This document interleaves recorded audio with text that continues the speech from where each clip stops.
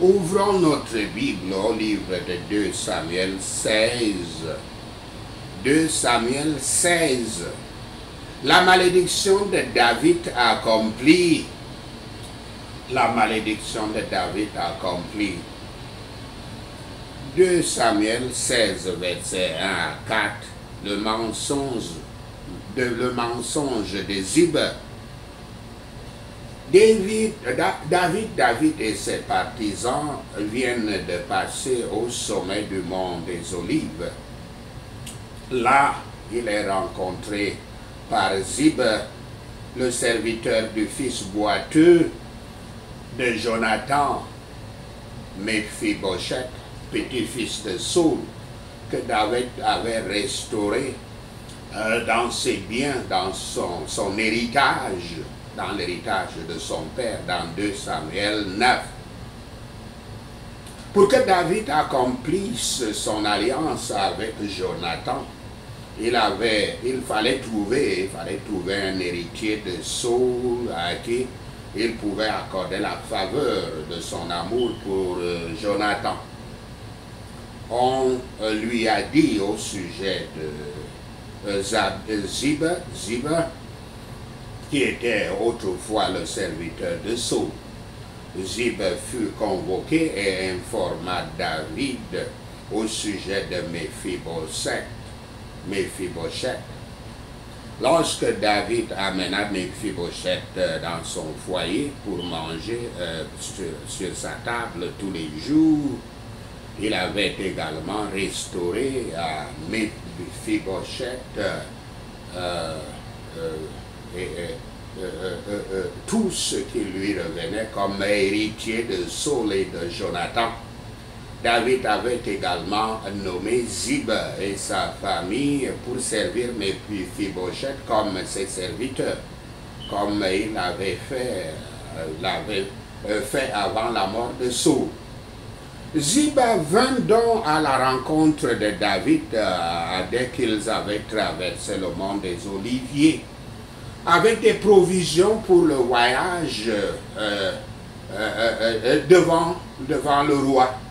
Interrogé sur son maître, Mephibosheth, Ziba dit à David que Mephibosheth était allé à Jérusalem en espérant que le royaume de Saul lui sera rendu. Quand il a appris que David avait fui, est-ce vrai? Les grands hommes doivent toujours être méfiants des flatteurs et faire attention à ce qu'ils entendent les deux côtés. Pourtant, sur la base du récit de Ziba, David donne à Ziba et à ses fils tout ce qu'il avait donné à Mephibosheth. Mais que représente le décret d'un roi en fuite? 2 Samuel 16, versets 5 à 14, David maudit par Shimei. David avait supporté les malédictions de Shimei beaucoup mieux que les flatteries de Ziba. Par ce dernier, il passa un mauvais jugement sur un autre, mais par le premier, il passa un jugement juste sur lui-même. Les sourires du monde sont plus dangereux que les froncements de sourcils du monde. À maintes reprises, David épargna la vie de Saul, tandis que Saul cherchait la sienne. Mais l'innocence n'est pas une défense contre la malveillance et la malveillance. Nous ne devons pas non plus penser que c'est étrange si nous sommes chargés de ce dont, si nous sommes accusés de ce dont nous avons été le plus prudents de rester éloignés en termes de péché.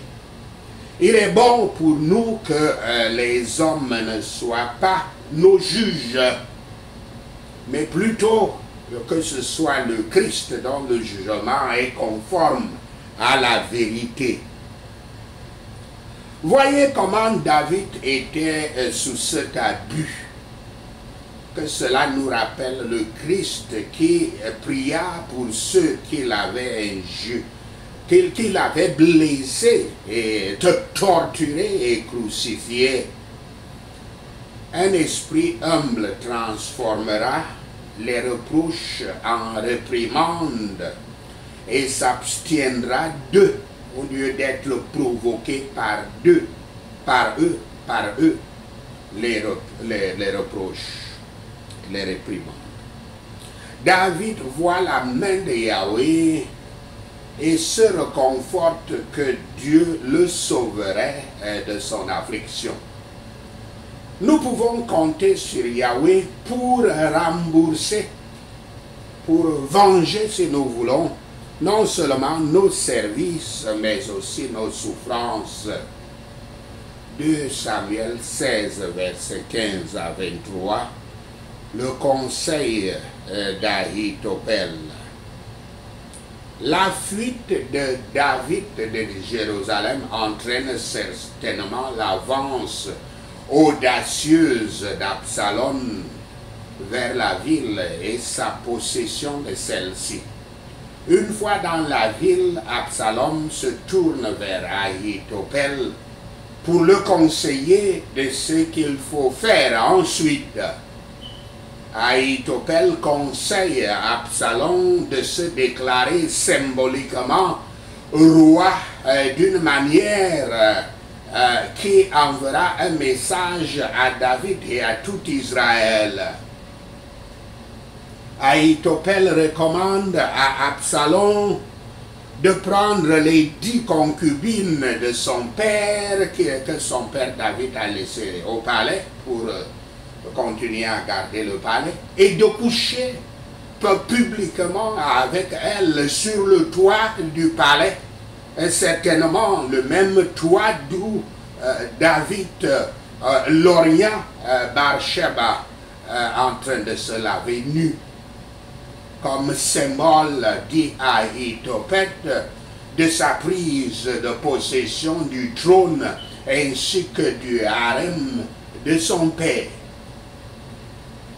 Verset chapitre 16, verset 20 jusqu'au chapitre 17, verset 4. Le conseil d'Ahitophel est extrêmement judicieux à plusieurs égards.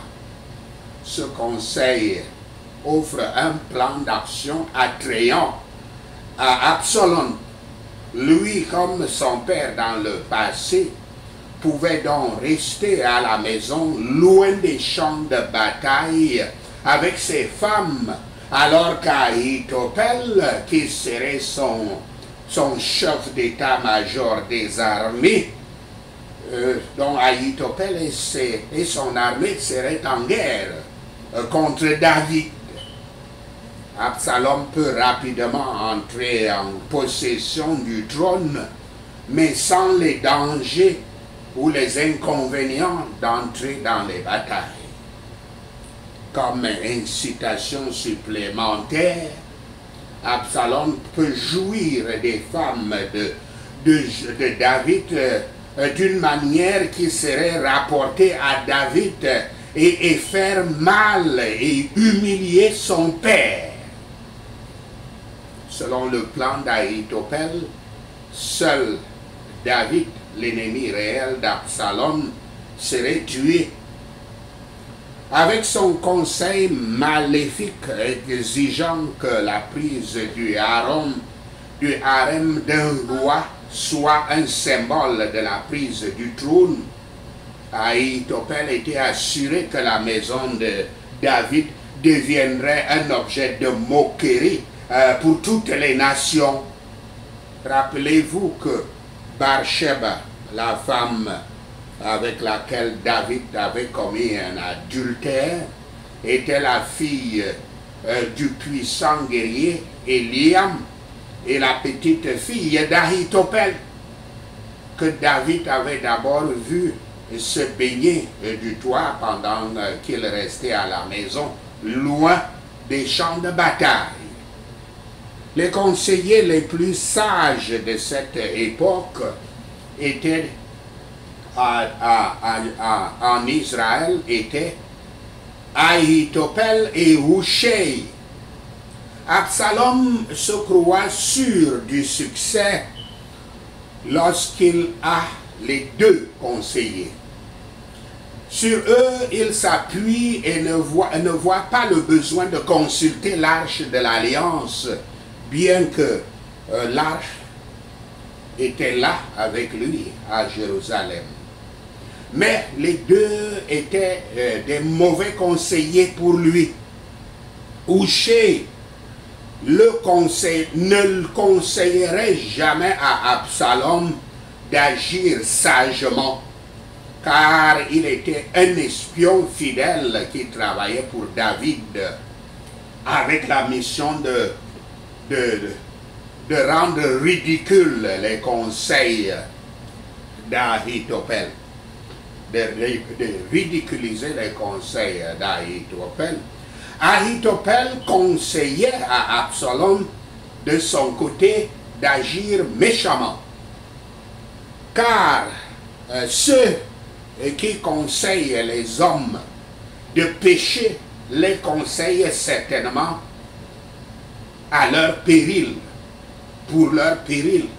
Après tout, l'honnêteté est la meilleure politique et on la trouvera et on le verra toujours à long terme.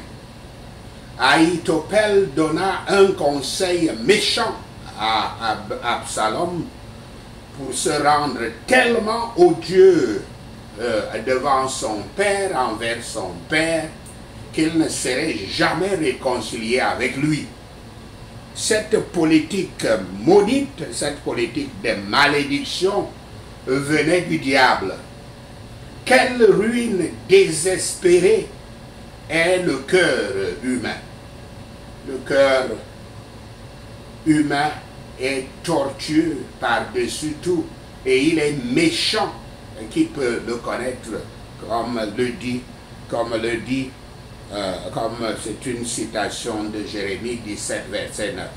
Cependant, n'oublions pas que tout cela est l'accomplissement de la malédiction de David que Yahweh avait prononcée dans 2 Samuel 12, versets 10 et 11, en disant, je cite, « Maintenant, l'épée ne s'éloignera jamais de ta maison, parce que tu m'as méprisé, et parce que tu as pris la femme d'Uri, le Héthien,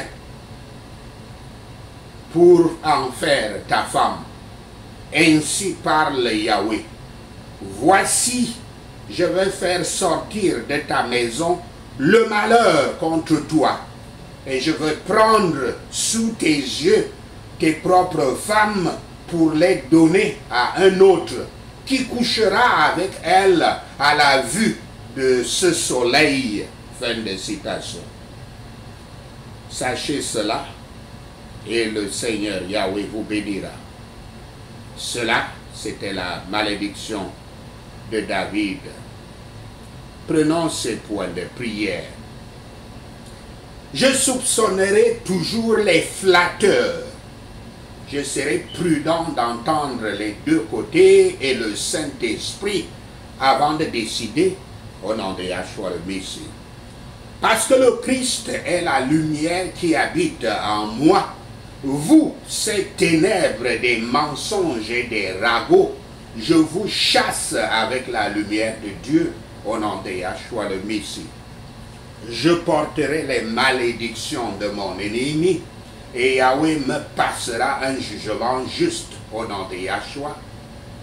Si je suis accusé de quelque chose dont j'ai pris soin de m'en empêcher, je ne le croirai pas étrange et ne me fâcherai pas au nom de Yahshua. Les hommes ne sont pas mes juges, car seul le Christ, dont le jugement est conforme à la vérité, est mon juge. Au nom de Yahshua le Messie, je prie.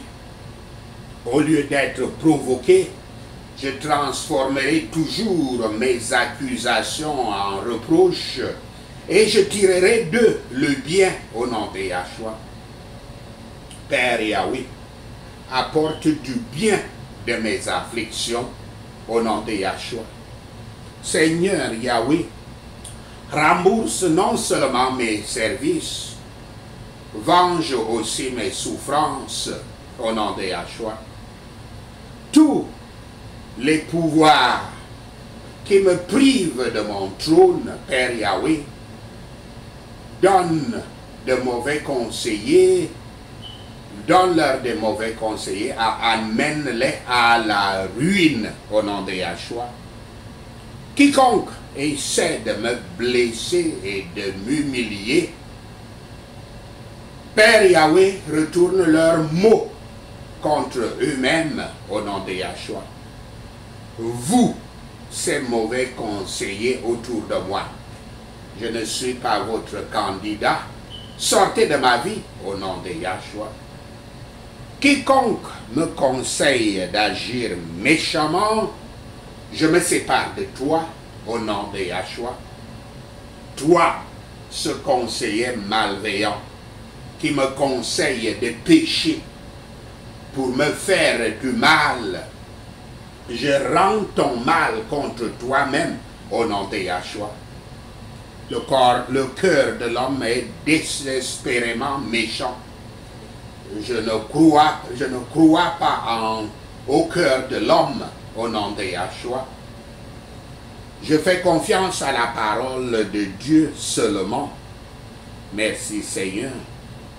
Au nom de Yahshua le Messie, nous prions. Seigneur Yahweh, nous te remercions d'avoir entendu nos prières. Nous te remercions pour tes réponses à nos prières. Père, nous te rendons gloire, nous te louons, nous t'adorons. Au nom de Yahshua le Messie, nous prions.